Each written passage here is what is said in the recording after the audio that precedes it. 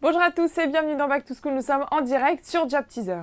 Je suis ravie de vous retrouver pour ce nouveau live, mais je vous rappelle le principe. Back to School, il s'agit d'un live de 30 minutes durant lesquels c'est vous, jeunes talents, qui pourrez échanger avec vos potentiels futurs recruteurs, qui répondront à vos questions en toute transparence, mais surtout qui vous présenteront leur offre d'emploi et de stage. Et aujourd'hui, je reçois BAT France, autrement dit British American Tobacco France. Fondée en 1902, elle est la seconde plus grande entreprise de tabac manufacturée au monde en part de marché. Ces marques sont vendues dans plus de 200 pays et la filiale française emploie près de 250 collaborateurs. Concernant ses activités, BAT comprend le soutien commercial, la vente et la distribution des produits du tabac et de vapotage. Mais BAT France, c'est aussi 26 nationalités représentées entre le siège de la Défense à Paris et le reste du territoire français. Alors ensemble, nous allons découvrir les offres de stage, mais aussi le Global Graduate Programme que les intervenants du jour sont venus vous présenter. Alors vous allez me dire, mais quelles sont les opportunités qu'ils nous proposent ou encore quel talent recherchent-ils? Eh bien nous allons voir ça ensemble grâce à nos deux intervenants du jour. Et aujourd'hui, je reçois Benjamin Blivet, ARA Manager. Bonjour Benjamin. Bonjour. Merci beaucoup à toi d'être présent aujourd'hui, mais également Raïssa Ghone, chargée de plan marketing. Bonjour Raïssa. Bonjour. Merci à toi également d'être ici. Merci. Alors ensemble, on va débattre sur les questions que les étudiants vous ont posées, mais avant toute chose, on va en apprendre davantage sur British American Tobacco grâce à la rubrique Au tableau.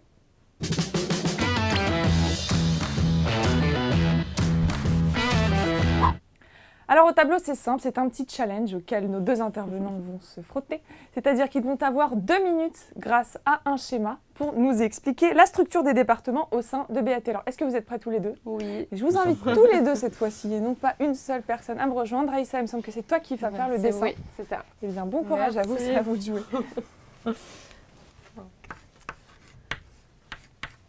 Alors, donc, on va essayer de vous expliquer le plus simplement possible quelle est la structure dans notre entreprise. Donc, on a un département marketing qui se développe sur plusieurs points. Donc, une partie trade qui va avoir plusieurs services que je vais vous expliquer. Une partie brand qui s'occupe de tout ce qui est l'image de la marque et le développement de nos marques.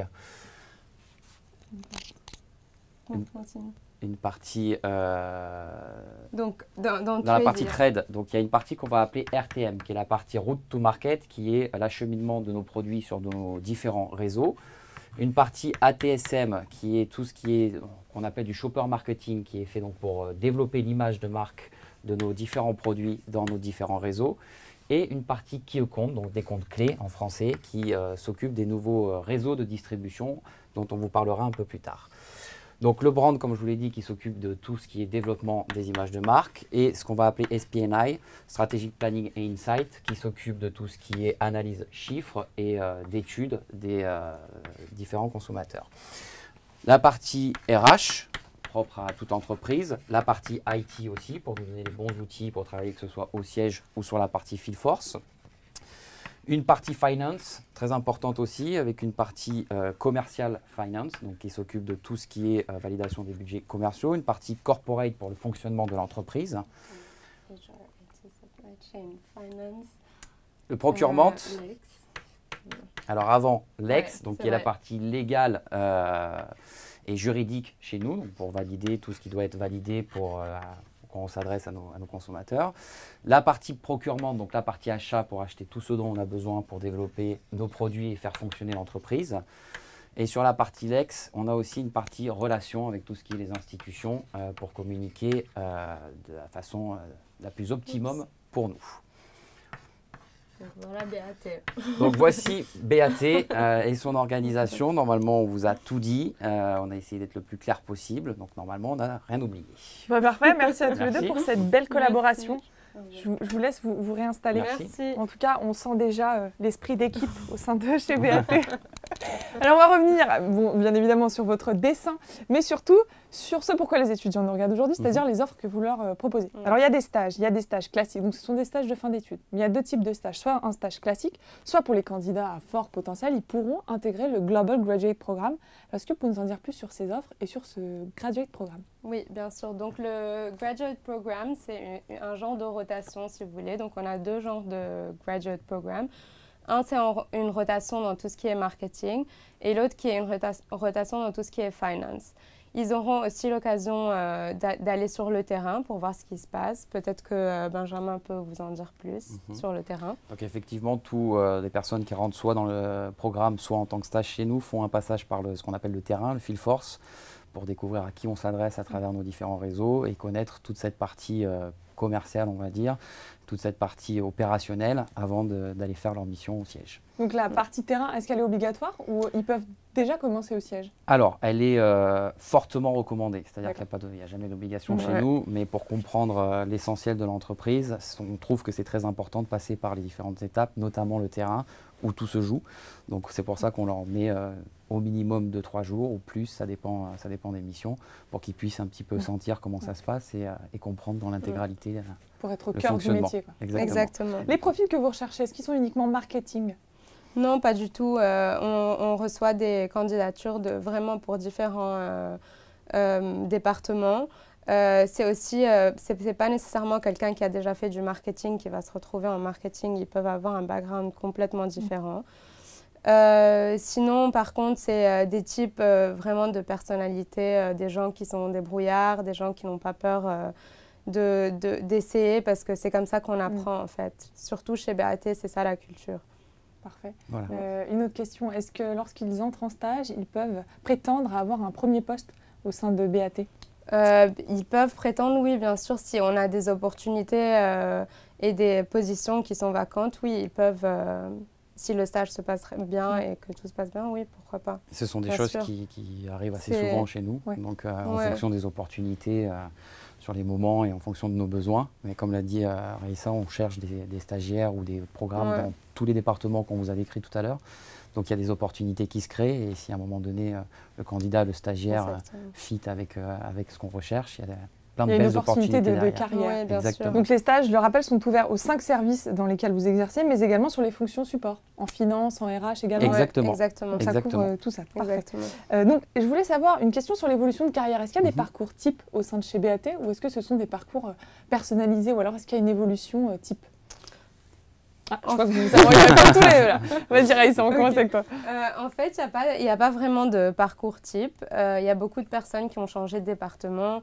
Il y a beaucoup de personnes qui ont eu des missions dans d'autres pays ou même des missions au sein du siège. Donc, c'est vraiment, on a des opportunités d'évolution et de changement de poste tout le temps. Et c'est comme ça qu'on découvre en fait vraiment ce qu'on veut faire dans l'entreprise. Je pense que c'est ça que j'allais dire, c'est ce qu'on peut appeler parcours type chez nous, c'est que vous avez 2 programmes d'évolution, un pour ce qu'on appelle le field force, le terrain, et un pour le siège. Donc ça c'est le côté type, et après ça dépend de la personnalité de chacun, des compétences de chacun, du développement de chacun qui peut commencer dans un service et finir dans quelque chose de complètement opposé, parce que le but chez BAT c'est d'offrir le plus d'opportunités possibles et de voyager dans tous les services. Pouvoir passer d'un secteur à un autre assez facilement. Exactement. J'aimerais qu'on revienne sur le Graduate Programme. Comment est-ce qu'on entre dans ce Graduate Programme? Donc, en fait, il faut rechercher les offres sur tout ce qui est social media ou sur notre career website. Une fois qu'on trouve ces positions qui sont ouvertes, vous envoyez votre CV avec une lettre de motivation. Vous serez ensuite recontacté par mail pour des tests online. Donc en fait, ce n'est pas des tests où il faut étudier ou quoi que ce soit, c'est plus des tests pour voir le fit, si vraiment vous êtes un bon fit pour l'entreprise en termes de personnalité et caractère. Ensuite, après ça, vous serez recontacté par un RH pour qu'il vous fasse un entretien. Si tout se passe bien, vous serez contacté par le manager et d'autres personnes de l'équipe. Et voilà. Pour le parcours traditionnel d'insertion au Graduate Programme. On reviendra tout à l'heure sur les grandes étapes du recrutement et notamment la relation avec le manager. Mais avant toute chose, vous êtes là pour ça, ils vous ont posé quelques petites questions et on va y répondre tout de suite avec les questions du vocal.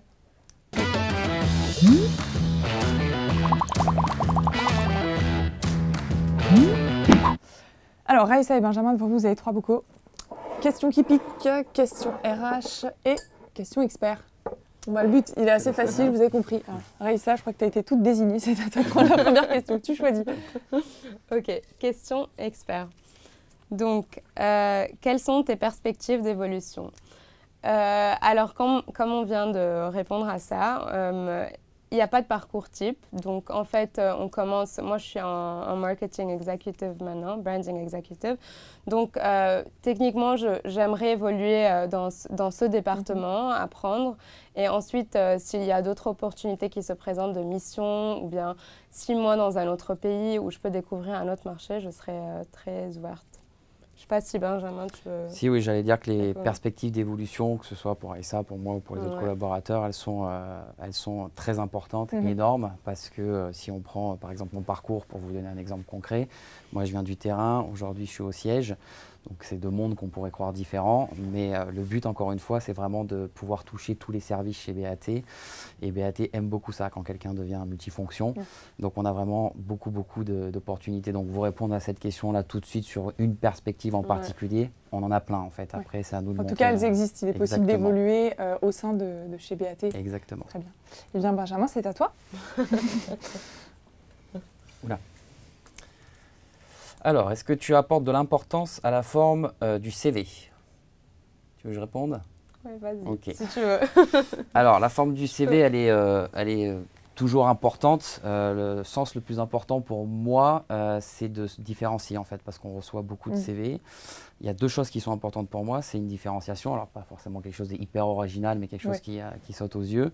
Et par contre, un parcours qui est structuré sur un CV, c'est important, parce que nous, on cherche des profils qui sont bien spécifiques, quand même si on accueille tout le monde, mais qui sont bien spécifiques à ce qu'on recherche. Donc il faut qu'on puisse, à la lecture d'un CV, déceler ça assez rapidement, parce qu'on en reçoit beaucoup. Donc il faut qu'on puisse tout de suite voir si c'est un profil qui va pouvoir fitter avec ce qu'on recherche ou pas.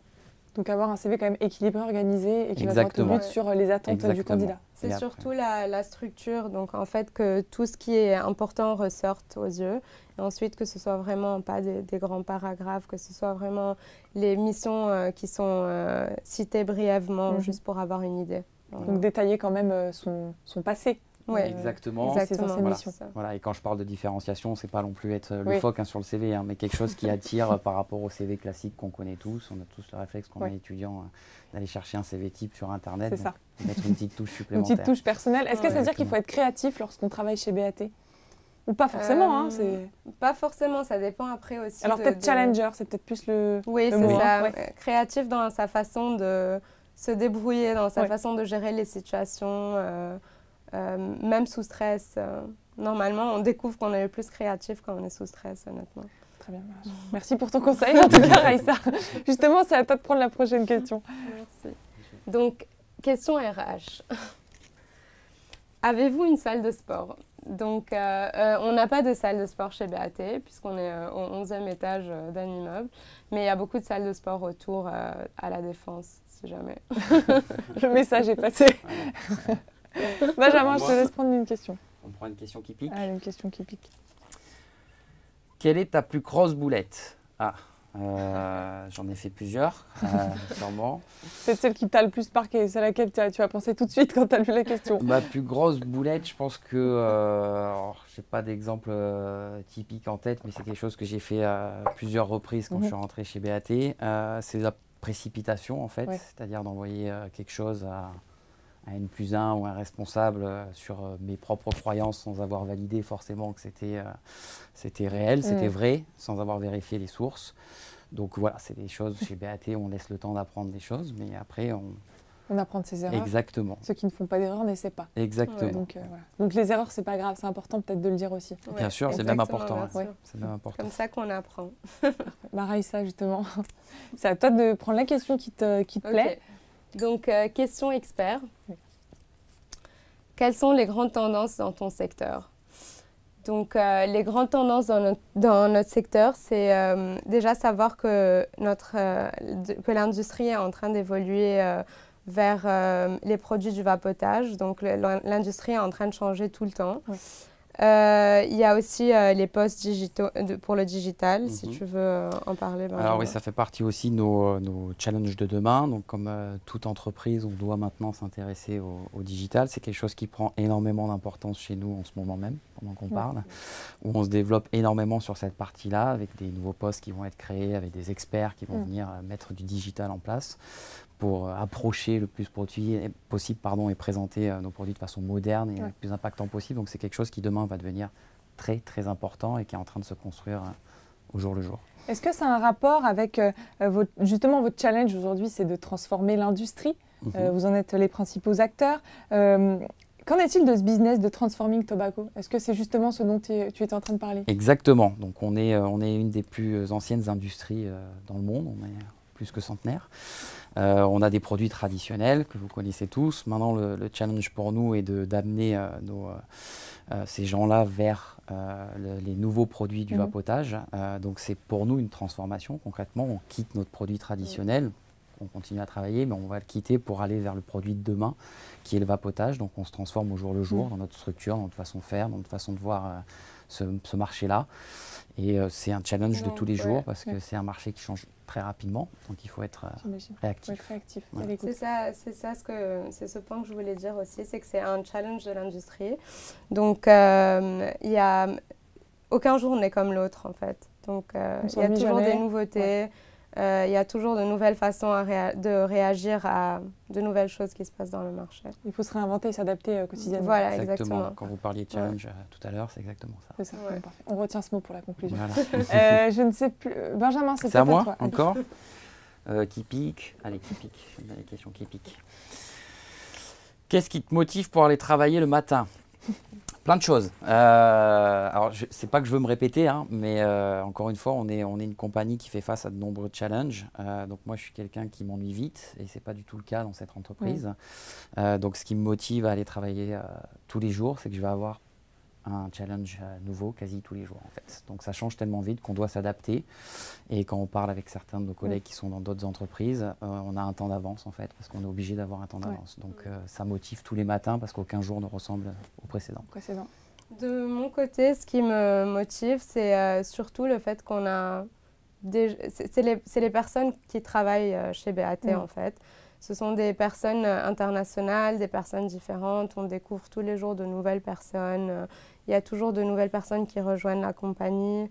C'est comme une grande famille, si vous voulez. C'est ça la façon avec laquelle je le vois. C'est quand même 26 nationalités, mais peut-être aussi personnalités. Mais c'est énorme, 26 nationalités. Comment ça se passe dans les locaux? C'est-à-dire qu'il y a toutes les langues de partout? C'est comment l'expérience de vivre dans cette ambiance? C'est ça, il y a toutes les langues de partout, mais en même temps, tout le monde parle anglais ou français. Donc, c'est très facile de communiquer, mais c'est sympa aussi. On a, dans la culture de la compagnie, on fait une fois par mois un lunch international. Donc, par exemple, le groupe de Brésiliens a cuisiné tout ce qui est brésilien. Comme ça, on apprend à connaître mieux la culture. Puis, c'était les Libanais. Et donc, c'est super intéressant. Il y a une culture de partage, en fait. Et c'était très sympathique pendant le mondial. J'imagine, vous étiez dans l'ambiance.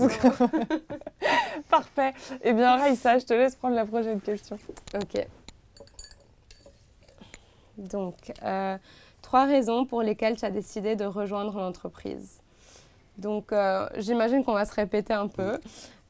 Pour moi, c'est toutes les différentes nationalités, le fait que ce soit tellement international, les cultures.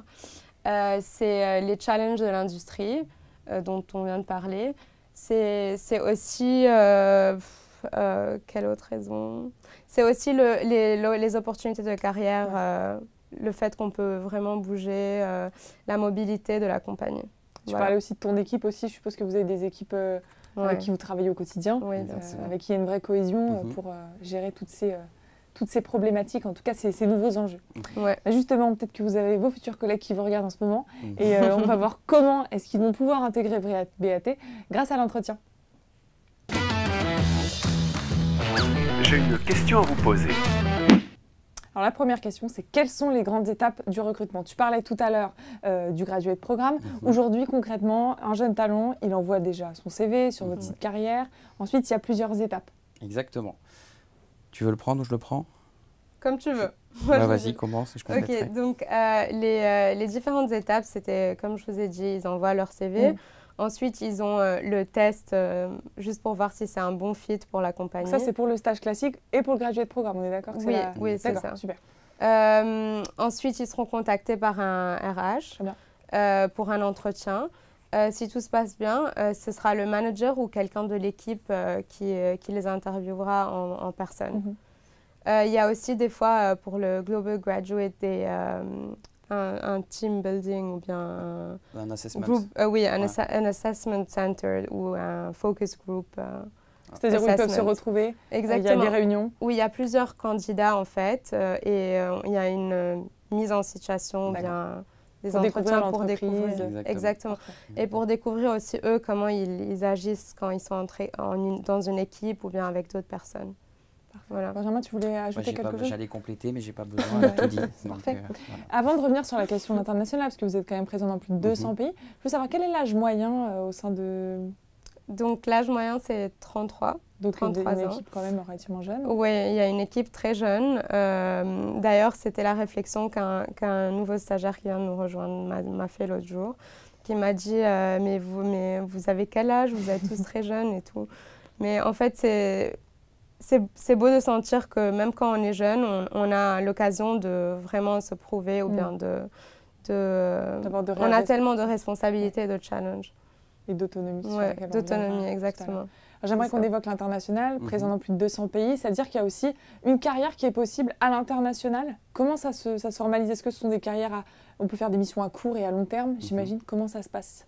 Exactement, on peut faire des missions à court terme. Chez nous, dans notre équipe, le brand, il y a eu deux personnes une personne qui a été à Hong Kong pour faire une mission de 6 mois. D'autres personnes qui vont même pour une courte mission pour 2-3 semaines. Des personnes qui se déplacent entre le UK et la France. Ou bien il y a aussi des opportunités à long terme. Donc il y a quelques personnes du Brésil, par exemple, qui travaillaient chez BAT Brésil, qui maintenant travaillent ici en France. Parfait. Benjamin, j'aimerais te poser la question du manager, puisque c'est essentiel lorsque l'on rentre dans une entreprise d'être suivi. Alors vous, tu me dis si je me trompe, mais votre parrain, donc le manager, vous appelez ça le buddy? Oui, c'est ça? Alors, c'est qui le buddy? Alors le buddy, ça existe aussi au siège. Quand on prend une nouvelle fonction, soit qu'on rentre dans l'entreprise, soit qu'on prend une nouvelle fonction, on va avoir ce qu'on appelle donc un buddy qui va nous aider à prendre le poste en fait. Donc c'est quelque chose de nouveau pour nous, donc il faut tout appréhender de la meilleure façon qui soit. Encore une fois, c'est des choses où on a du challenge, donc il faut aller vite. Donc on a quelqu'un qui est dédié sur les premiers mois à nous accompagner, à nous montrer comment faire et à nous développer pour qu'on soit complètement autonome le plus rapidement possible. Être intégré le plus rapidement possible, j'imagine que c'est essentiel. Un autre point que j'ai trouvé très intéressant, c'est que les stagiaires peuvent présenter leur projet auprès du top team. Alors qu'en est-il de ce projet? Alors, tous les lundis, normalement, chaque lundi matin à 9h30, on a une présentation devant toute la compagnie. Ça s'appelle le Town Hall. Donc, n'importe quelle personne qui a envie de partager un sujet sur lequel il a travaillé ou bien un sujet en général, son expérience en tant que Global Graduate ou bien en tant que stagiaire peut préparer une présentation, juste prévenir à l'avance et la présenter ce lundi matin. Donc on a vraiment c'est une culture où vraiment on a envie de tout partager tous les lundis. C'est aussi le lundi quand après le week-end on arrive et tout. C'est une façon de faire reprendre sourire, de la meilleure façon le travail. Qu'en est-il de l'Induction Programme? Ça concerne l'intégration, la première intégration des nouveaux arrivants, c'est ça? L'Induction Programme. C'est ça, exactement. Donc, c'est une introduction à la compagnie, à l'industrie, les différentes fonctions que nous avons dessinées tout à l'heure. Donc, c'est super important parce qu'au début, on se perd, on ne comprend pas comment les fonctions, c'est comment qu'il faut fonctionner quand on arrive. C'est aussi important parce que quand on est dans n'importe quel département, automatiquement, on va devoir travailler avec d'autres départements sur n'importe quel projet. Et donc, vous avez dit tout à l'heure, tous les deux, qu'ils pouvaient changer. En fait, on peut changer de secteur lorsque l'on est chez BAT. Est-ce que ça veut dire qu'ils ont accès, les jeunes talents ou n'importe qui d'ailleurs dans la société, peut avoir accès à des formations? Bien sûr, bien sûr. Alors, quand c'est nécessaire pour nous, par exemple, on a repéré des compétences chez quelqu'un, on veut le faire passer dans un autre service, il a besoin de formation, donc on va lui donner des formations. Et après, comme beaucoup de sociétés aussi, on propose des programmes de formation si nous, employés, on le demande. Donc, on a toute une série de programmes prévus à cet effet, qu'on en ait besoin nous en tant qu'entreprise ou que l'employé en ait besoin. Parfait. Donc on évolue en termes de formation mais aussi dans son travail. Exactement. C'est deux points très intéressants. Il y a aussi, il y a aussi quelques formations qui se passent à l'étranger, par exemple chez BAT UK. On a l'occasion de rencontrer d'autres personnes qui travaillent chez BAT dans le monde, donc c'est aussi intéressant. C'est aussi très intéressant d'avoir cette opportunité-là. Et concernant le taux d'embauche, Qu'en est-il de ce taux d'embauche Par rapport aux stagiaires qui restent chez nous? Ouais. Alors, je ne pourrais pas vous donner un chiffre exact parce que je ne l'ai pas en tête. Est-ce que c'est plutôt un chiffre fort? C'est plutôt un chiffre fort. Est-ce que les étudiants finalement restent? C'est ça, c'est ce que je vous disais tout à l'heure. On a un stagiaire qui était chez nous il y a quelques mois et qui là a été embauché en Global Graduate. Donc, exactement. Oui. Exactement. Donc, c'est quelque chose en plus qu'on a envie de garder parce que si on a pris cette personne en stage, c'est qu'on a repéré un potentiel derrière, donc on a envie de garder nos potentiels. Donc vous avez le taux est fort. Je ne pourrais pas vous donner un chiffre pour ne pas vous dire de bêtises, mais le taux en tout cas est fort. Les étudiants sont plutôt conventionnus de leur expérience de stagiaire. Exactement. Après, souvent, c'est des stages de césure, donc l'étudiant, le stagiaire lui-même a besoin de repartir, continuer son master. Donc, Par contre, on a plusieurs exemples de stages de césure où l'étudiant est reparti faire ses études et est revenu chez nous après. Ouais, exactement. Donc ce sont des gens fidèles qui ont été conquis par leur expérience. Une autre question très importante, c'est l'environnement de travail. Alors qu'est-ce qu'on peut trouver concrètement au sein de chez BAT? Comment ça se passe au sein des équipes? Est-ce qu'on travaille en open space? J'aimerais tout savoir de l'environnement de travail. Alors, on travaille en open space, pour tout vous dire. On travaille quasi tous en open space, c'est-à-dire même notre top team. D'accord. Donc, le but, c'est de pouvoir offrir une liberté d'aller dans tous les différents services et de rencontrer les gens. C'est-à-dire que ce n'est pas parce que vous travaillez au brand que vous n'allez pas pouvoir aller communiquer avec la finance ou quelque chose qui, a priori, n'est pas très proche. Donc, c'est vraiment une volonté d'entreprise de laisser cet espace ouvert pour qu'on puisse tous communiquer. Et puis, au niveau ambiance de travail, comme vous disait Raïssa tout à l'heure, on essaye de faire le plus possible une communauté avec des lunchs, des déjeuners qui sont organisés pour que tous les services se rencontrent en fait et qu'on ne reste pas dans son propre service. Voilà. Et c'est pas le genre d'entreprise où chacun a ses écouteurs, personne ne parle à personne. Donc en fait, on est toute la journée en train de discuter ensemble par rapport à propos du boulot ou à propos d'autre chose, mais il y a une culture de partage en fait. Et vous nous en avez fait une belle démonstration lorsque vous avez fait votre schéma à deux. Alors maintenant, ça va être à votre tour de convaincre les jeunes talents de rejoindre Tobacco. Et donc, on va voir ça tout de suite. Donc, pourquoi vous?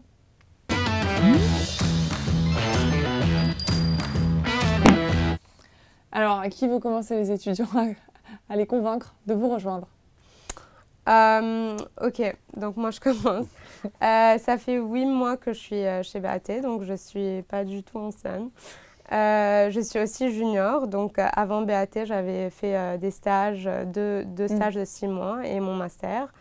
Et pour être honnête, j'ai eu vraiment l'opportunité de montrer de quoi je suis capable. On m'a placée sur un projet dès que je suis arrivée et j'étais responsable de délivrer le projet de A à Z. Et il y a honnêtement les opportunités qu'on a et on se voit évoluer. Donc pour moi, ça c'est un point super important. Un autre point, c'est vraiment les gens, people. Les gens sont super intéressants, super accueillants. Il y a, à nouveau, je le dis pour la énième fois, il y a une culture de partage. Voilà, en gros, c'est vraiment... Si vous pensez que vous êtes un bon fit, n'hésitez pas à apply. Mais tout en anglais en plus, c'est génial. Oui, c'est ça, moi je mélange. Donc n'hésitez pas à postuler si vous pensez que vous avez le bon profil, en gros. Mais j'espère qu'ils nous ont compris parce qu'il faut quand même parler l'anglais pour intégrer BAT. Donc si t'ont compris, c'est bon. Benjamin, alors pourquoi les étudiants doivent-ils intégrer BAT? Pour compléter ce qu'a dit Raïssa, moi je serais sur 3 choses que je vais me répéter un peu aussi. Déjà, c'est le challenge parce que quand on est en école, etc., on est motivé par les profs à aller vers le challenge. Donc comme on l'a dit, chez nous, c'est hyper challenging et on ne s'ennuie jamais. La deuxième chose, c'est les opportunités de carrière parce que quand on finit ses études, on a envie de faire carrière et comme vous l'avez vu, chez nous, il y a plein d'opportunités, que ce soit en France ou à l'étranger. Et la troisième chose, c'est la formation. C'est-à-dire que c'est une entreprise, quel que soit le poste, qui est axée sur le développement de la personne. Donc on rentre tout neuf quand on est stagiaire et on ressort avec une maturité professionnelle beaucoup plus grande qui servira qu'on ait décidé de continuer son chemin chez BAT ou pas.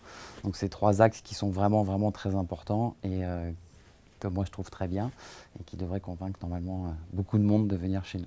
On l'espère, mais en tout cas, tu voulais peut-être avoir un dernier mot? Non, bon bah, Benjamin. D'accord. T'étais d'accord. Bon bah, Benjamin, c'était le mot de la fin. Il était pour toi. En tout cas, merci à tous les deux d'avoir partagé votre expérience. Chez vous, si vous avez envie de rejoindre une équipe multiculturelle, que vous avez envie de relever de nouveaux défis, mais surtout, comme dirait Benjamin, que vous êtes challenger, eh bien n'hésitez pas à postuler sur leur site carrière-bat-careers.com ou encore sur jobteaser.com, mais ils peuvent aussi vous retrouver sur LinkedIn ou encore sur Indeed. Enfin bref, Beaucoup de courage dans la suite de votre recrutement. Encore merci à tous les deux d'avoir été avec nous, d'avoir répondu en toute transparence à toutes leurs questions. Chez vous, bon courage pour la suite et je vous donne rendez-vous très vite pour un prochain live.